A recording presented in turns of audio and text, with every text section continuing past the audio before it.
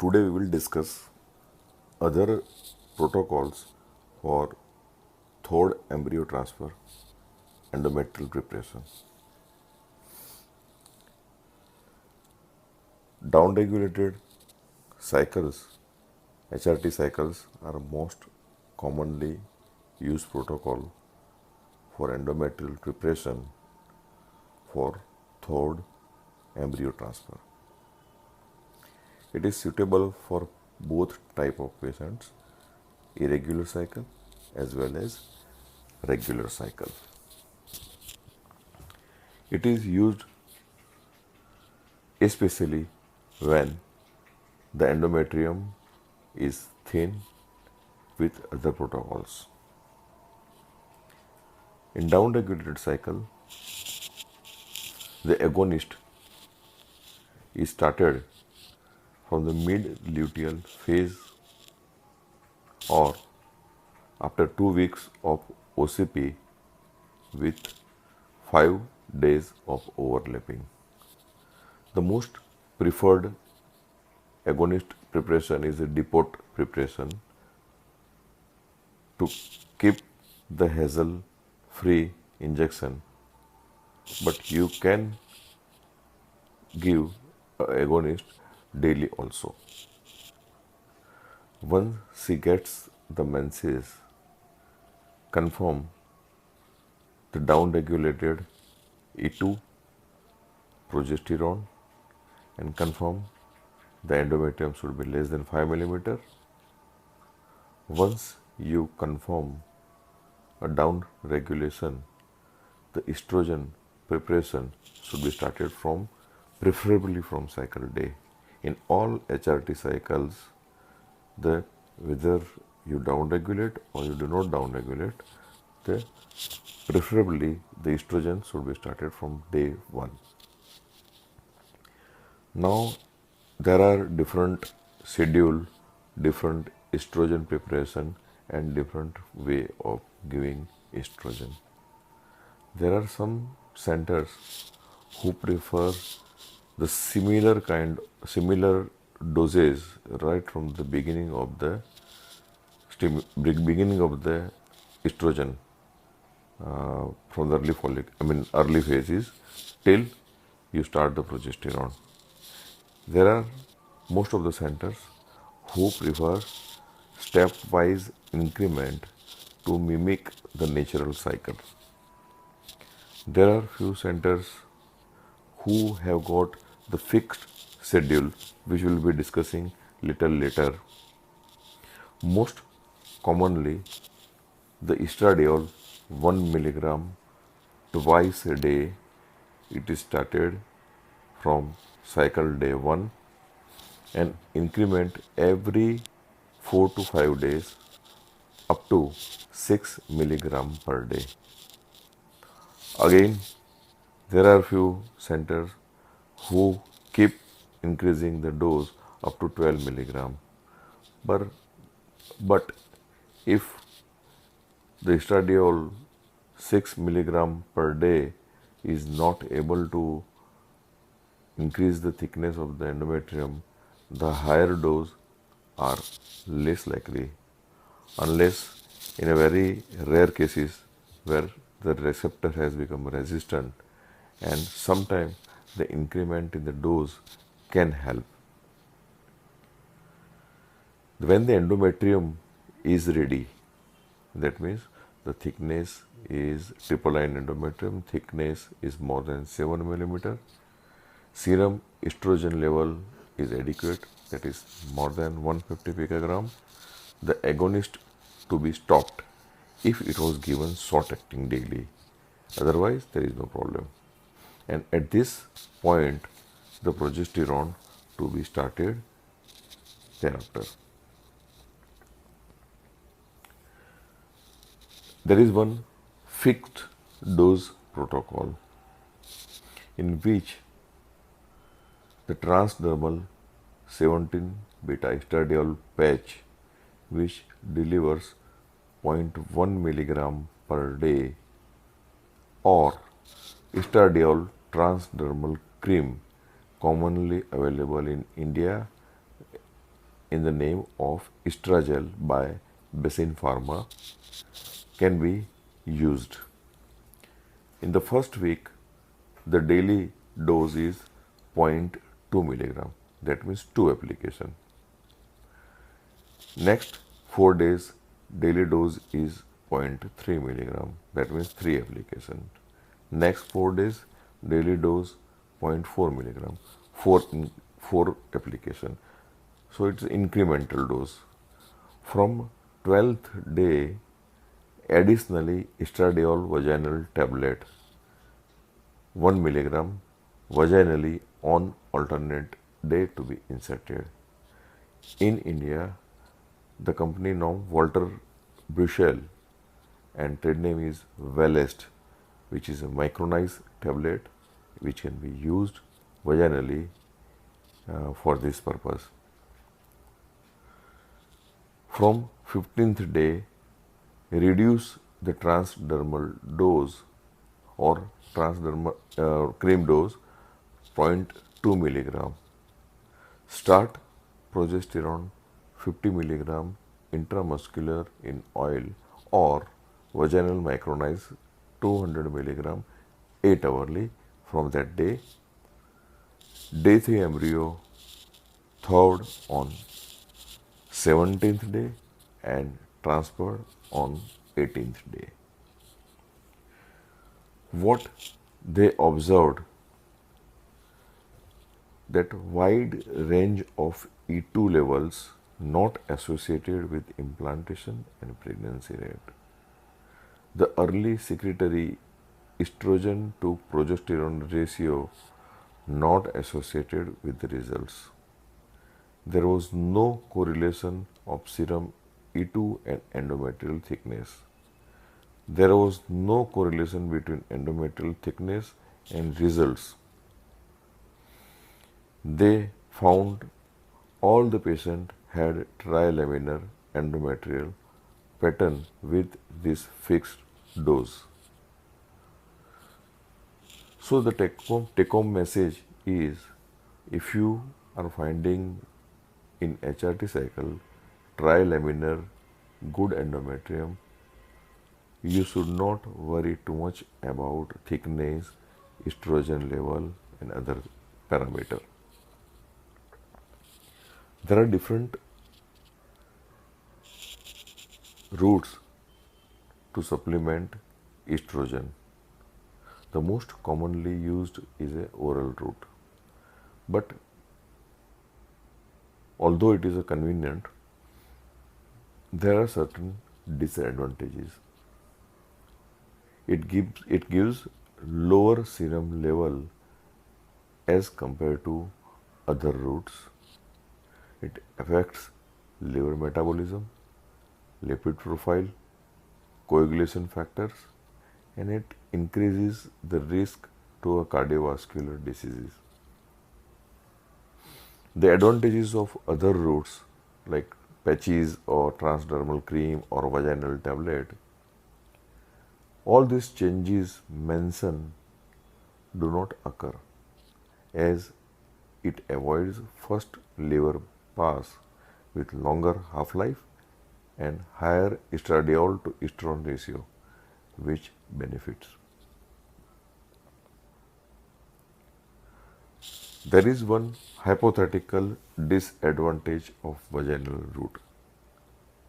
The possible interaction may occur between estrogen and progesterone and may lead to a drop in the estrogen level during luteal phase, which is not desirable. There are a few centers who commonly use intramuscular estradiol valrate 4 milligram every third day in the fixed manner, and what they observed, the serum level was highest as compared to the other routes and they found good results. The tablet Wellest is in micronized form. They claim that because of the micronization, the dissolution is better absorption is better.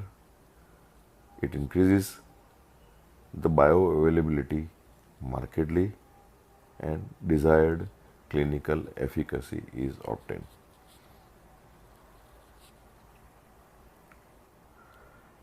There are wide ranges of E2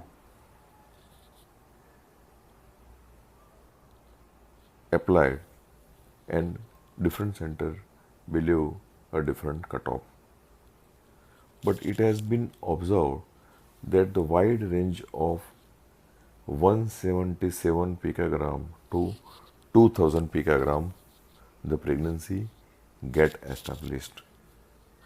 So, the theory of supraphysiological level of estrogen in stimulated cycle is challenged to the certain extent, because with such a high range of estrogen, pregnancy get established. The serum E2 level cannot predict implantation and cannot be employed to cancel the cycle because of the insufficient endometrial preparation, provided the trilaminar endometrium is present. Now, what are the criteria to start progesterone? Ideally speaking, if you can meet all these criteria, it is best. The serum estradiol should be more than 200 picogram. Endometrium should be equal to or more than 8 millimeter. Should not be any evidence of luteinization, means the serum progesterone level should be less than 2 nanogram. And the most important is endometrial thickness, not the duration of estrogen exposure. Still, 12 to 40 days are good enough.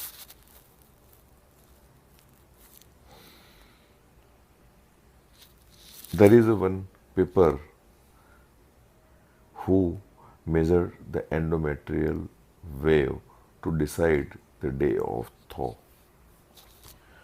So they thaw if the number of the endometrial waves are less than 2 to 3 minutes once the endometrium is prepared. Suppose the waves were more, they injected extra dose of progesterone in the evening and check for the waves in the next morning. Normally in our center, the day before the embryo transfer, we thaw and evaluate for the cryosurvival of the embryo. The criteria is more than 50% cells, blastomere, should survive and zona pellucida should be intact. We keep in the culture overnight till the next day and we transfer on the next day. This is true for cleavage stage embryo.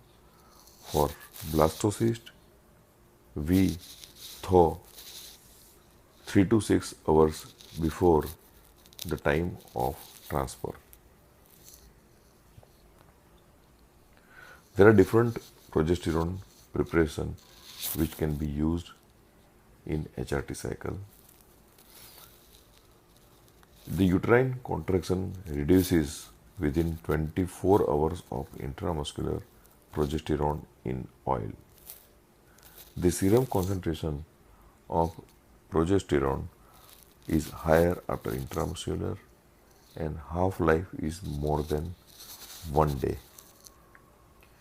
Whereas the endometrial concentration is higher after vaginal preparation, but the half-life is less.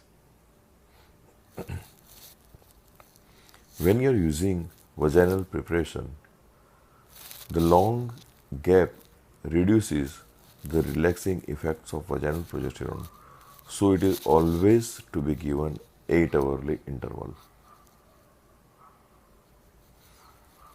The administration of natural progesterone is commenced intramuscularly in a dose of 50 mg and it is continued in a dose of 100 mg from the next day. Similarly, if the micronized progesterone is administered vaginally, it is administered with a starting dose of 100 mg and from next day 300 to 600 mg daily divided 8 hourly. Most commonly in our center we use 200 mg vaginally 8 hourly.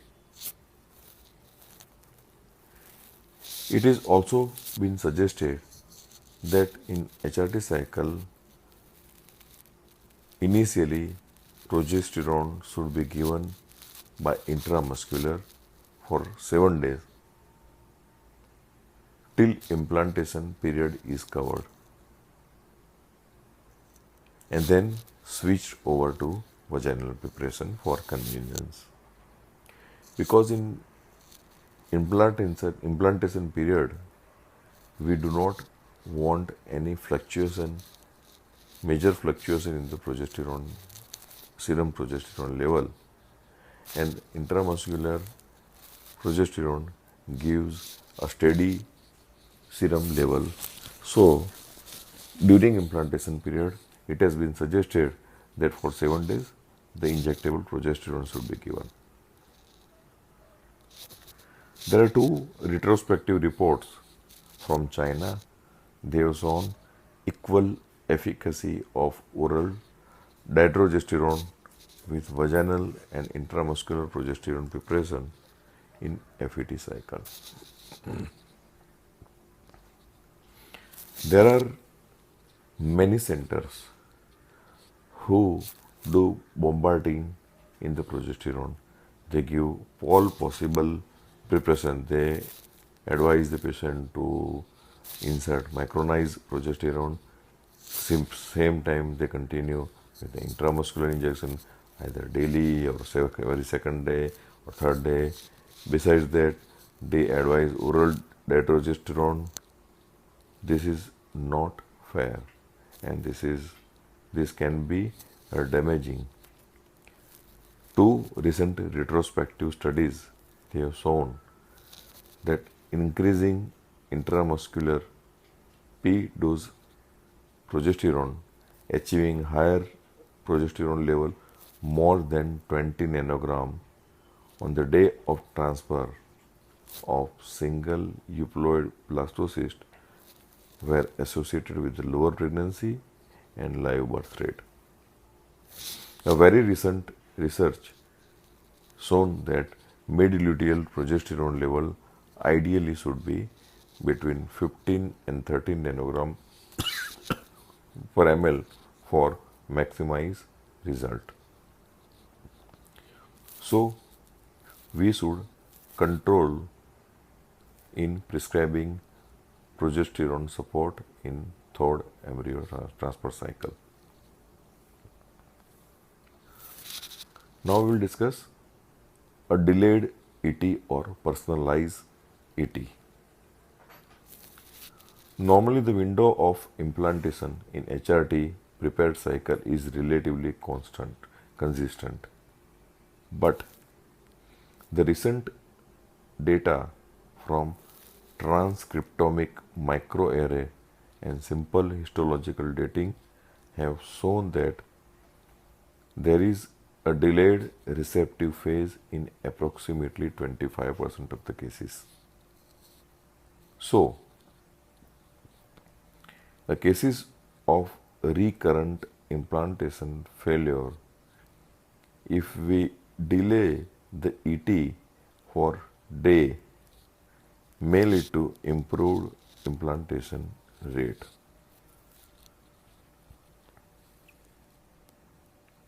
Now coming to a stimulation cycle for frozen embryo transfer. Normally, if the ovary is functional but anovulatory and cycle may be regular, may be irregular, these are the patients who are fit for stimulation cycle for FET. For synchronization of the day of the SCG administration should correspond to the SCG of the source cycle in which the embryos were frozen.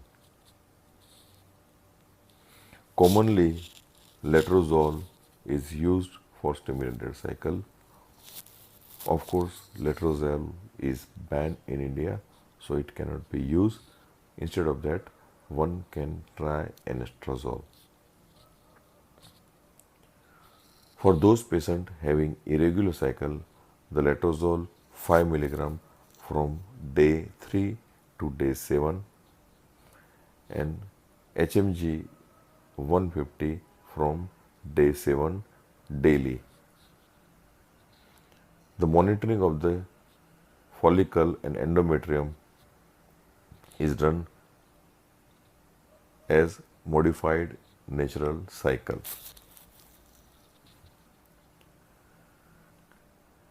Now there are certain points which requires discussion and to be remembered. The large retrospective study has proven superiority of long agonist with estrogen plus progesterone protocol. If you do not use agonist, if you are using just estrogen and progesterone, it is also equally effective. But rarely LH rises during proliferative phase, due to which the cancellation rate is approximately 2 to 4%. Otherwise, there is no problem and no disadvantage if you do not down-regulate the cycle. There are some papers who concluded that the higher pregnancy rate with estrogen plus progesterone protocol is offset by higher subclinical and clinical pregnancy loss. So, the recent Cochrane review found that there is no evidence to support one protocol over other, and all the protocols gives equal results. It is not necessary to wait a month after failed IVF fresh transfer with long agonist protocol for FET of supernumerary embryos, nor it is necessary to down-regulate with agonist because of the long-lasting effect of previous down-regulation stimulated cycle. So, since the agonist has got complete, the pituitary takes at least 6 weeks to recover completely from the agonist effect.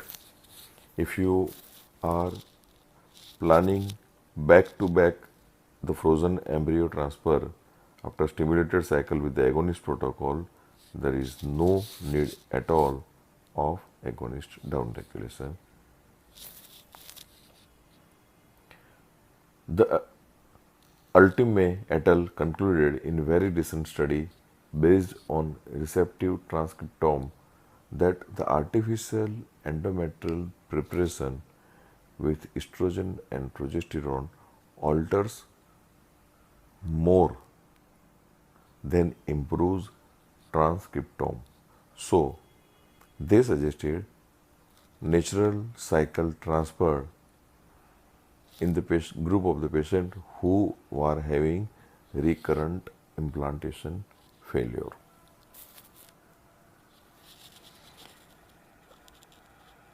Now, we will discuss a thin endometrium, how to manage a thin endometrium.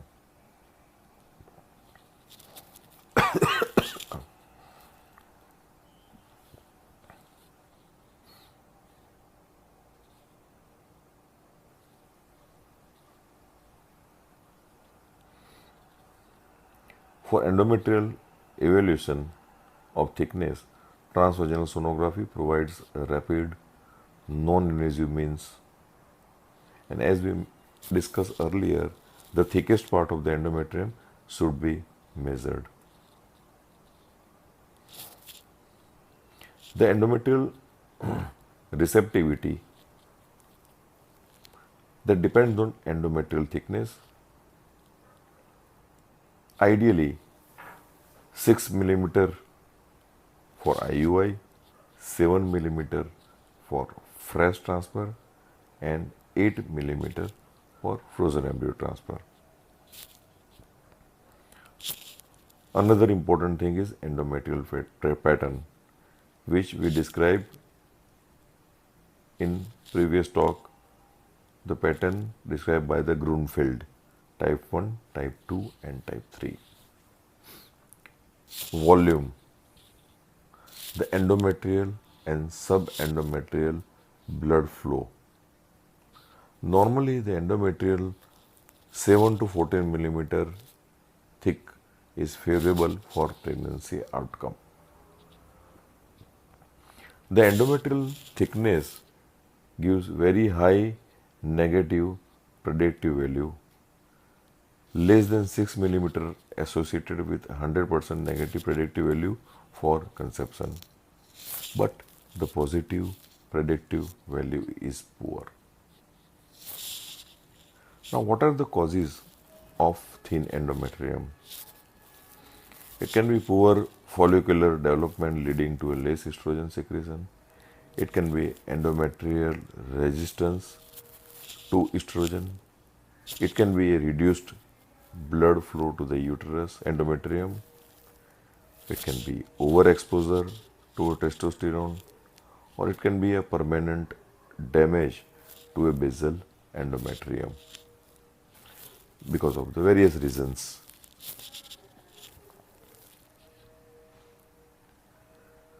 The anti-estrogenic effect of CC is well known.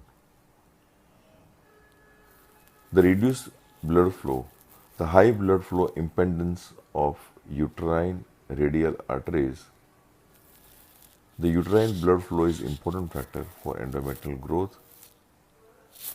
Fibroids, adenomyosis and uterine surgeries can hamper the blood flow to the endometrium and indirectly affects the growth of the endometrium. The excessive ovarian androgen compromise the estrogen-induced endometrial growth. So, the patient who are older than 40 years, those who are poor responder, they have got a high LH level, PCOS cases, they have high androgen level and thin endometrium. In PCOS, the high LH leads to a high androgen, so the endometrium is thin. And another contributory factor is poor egg quality leading to a suboptimal estrogen rise, which is also responsible for thin endometrium in PCOS. The persistent thin endometrium always to be evaluated for latent TB, especially in India.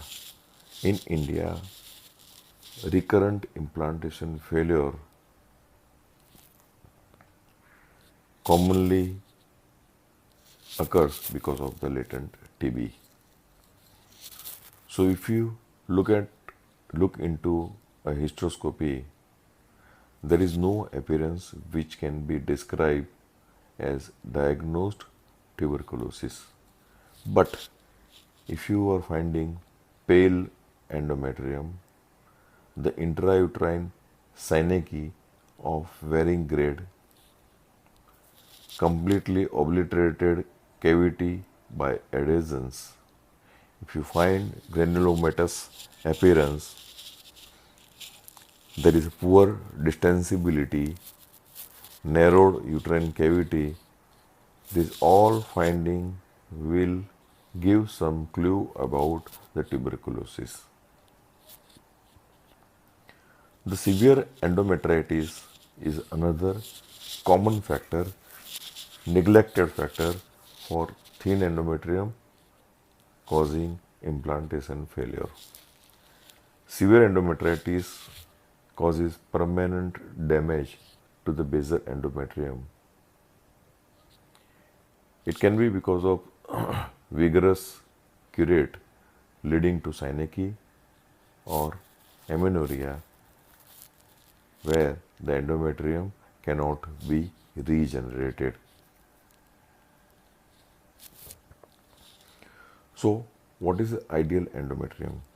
Whether it is thickness, pattern, truly speaking, there is no consensus about the ideal endometrium. But now, most of the centers, they have started believing in pattern more rather than thickness.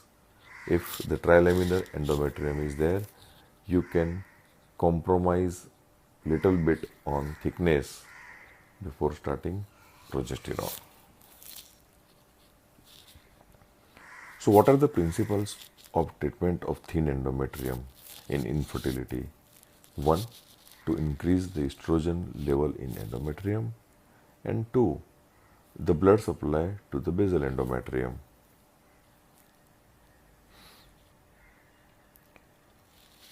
If the CC induced thin endometrium is there, what is the treatment? Next cycle you can use letrozole, but which is again banned in India, or you can use tamoxifen.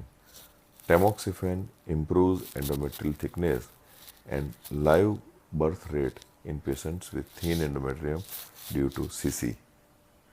Its outcome is comparable to gonadotropin.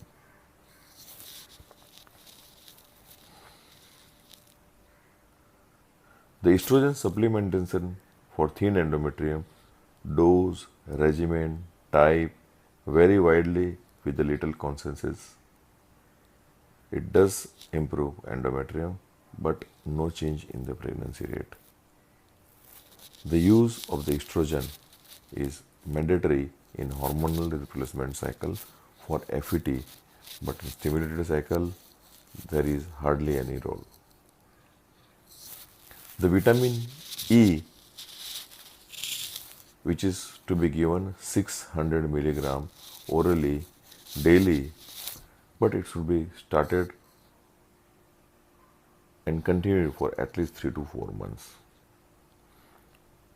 The Akihisa et al. Observed adequate endometrial thickness in 52%, improved radial artery RI in 72%, and conception in 20%.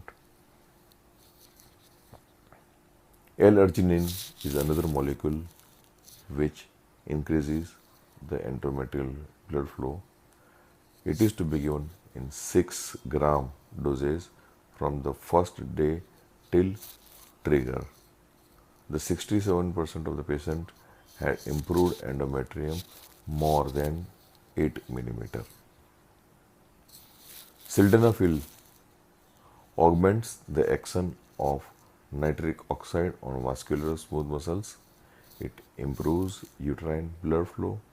It enhances the various regulatory factors for angiogenesis to facilitate implantation. The another advantage of sildenafil, it alleviates the perinatal disorder due to improved trophoblastic extravillous differentiation. It is useful in recurrent implantation failure with thin endometrium. It is used in the doses of 25 milligram vaginally 4 times daily till trigger. Another drug which was tried and found useful was pentoxifylline to increase the endometrial circulation, but the results were not very conclusive. The aspirin is commonly used low dose, that is 100 milligram. It is used in recurrent implantation failure with thin endometrium, but no randomized controlled trials so far available, so some more trials are required.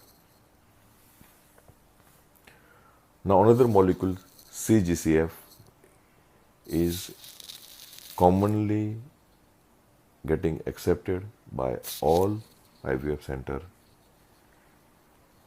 to increase the thickness of the endometrium. There are papers which finds it suitable to increase the thickness in stimulated cycle, but not in third embryo transfer HRT cycle. The potential to improve endometrial thickness when it is due to destruction of some endothelial layer. So this is effective when there is a destruction of some subendothelial layer of the endometrium, then it helps maximum. The Norbert was the first to use CGCF. More well-planned research with large sample size needed before standard recommendation. It can be used intrauterine, subcutaneously, intravenously in 5% dextrose, given with the 1 ml insulin syringe. The dosage is 300 microgram 2 to 7 days before embryo transfer. On the day of trigger, also it can be used, but repeated once more if the thickness is less than 7 millimeter within 48 to 72 hours. The another molecule, nitroglycerin patch, to improve the uterine blood flow, but the hypotension and headache is the commonest side effect, and very common side effect, very troublesome, so it is not used. The SCG priming. After 8 days of estrogen pre-treatment, SCG 100 units daily to be given for 7 days. It helps in improvising the endometrial receptivity and thickness.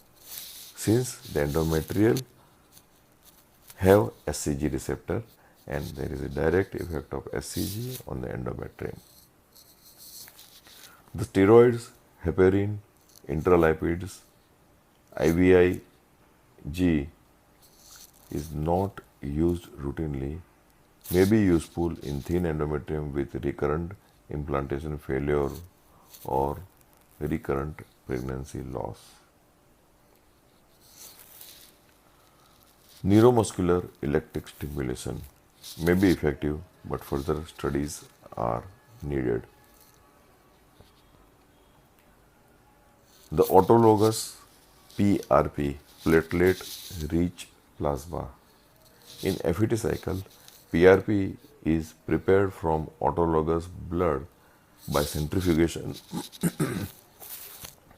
and 0.5 to 1 ml infused into uterine cavity on 10th day of HRT cycle, to be repeated after 72 hours if necessary.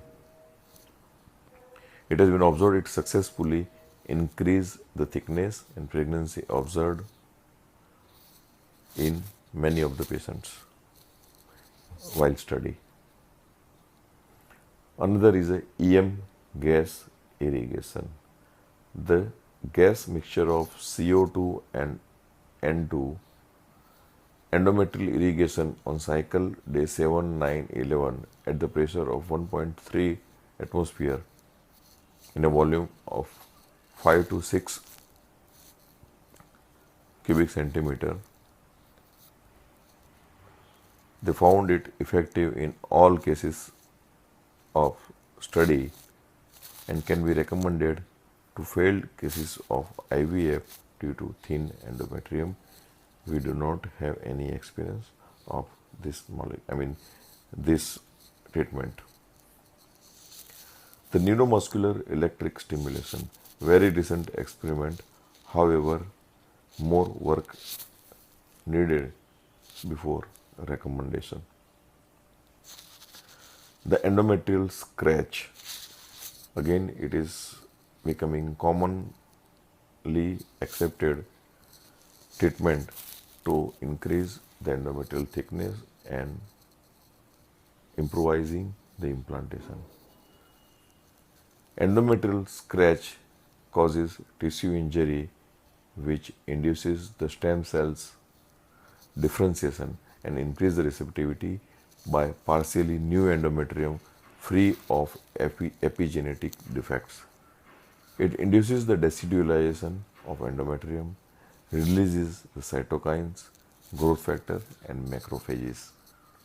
The Cochrane meta-analysis concluded that if it increases the pregnancy and live birth rate nearly double. It is given in the luteal phase. It is done in the luteal phase of the previous cycle. The conclusion of the studies, if done in follicular phase of index cycle, there is no benefit. The only superficial layer is scratch using rotational in and out movement.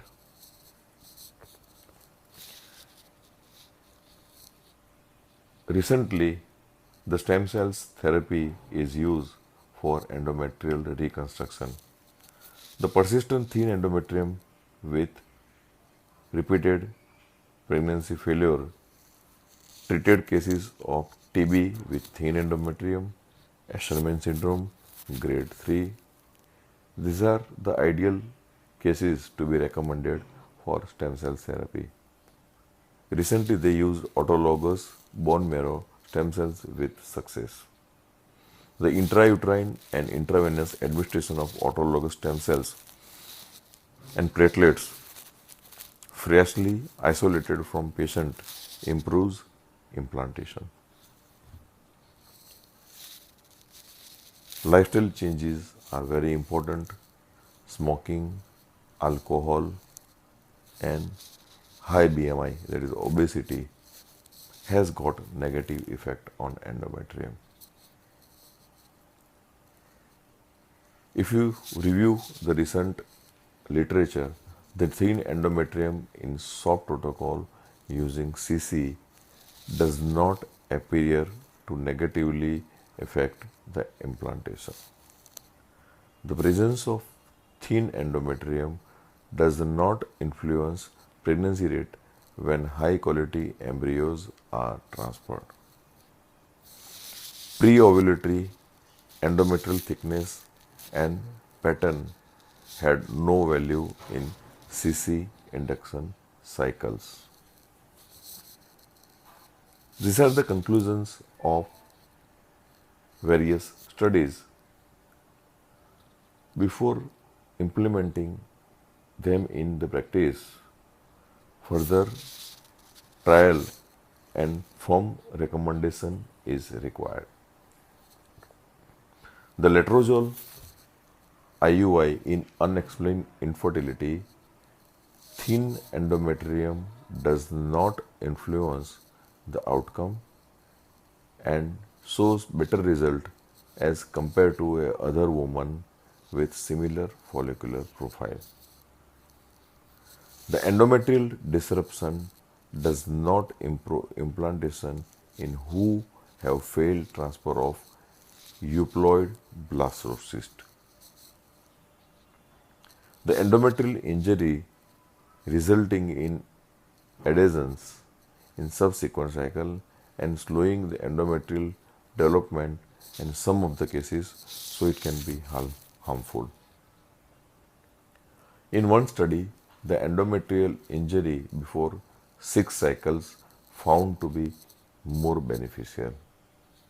In one study, they found positive correlation between endometrial thickness and pregnancy in IUI cycles, but not in IVF cycle, although this finding has been challenged.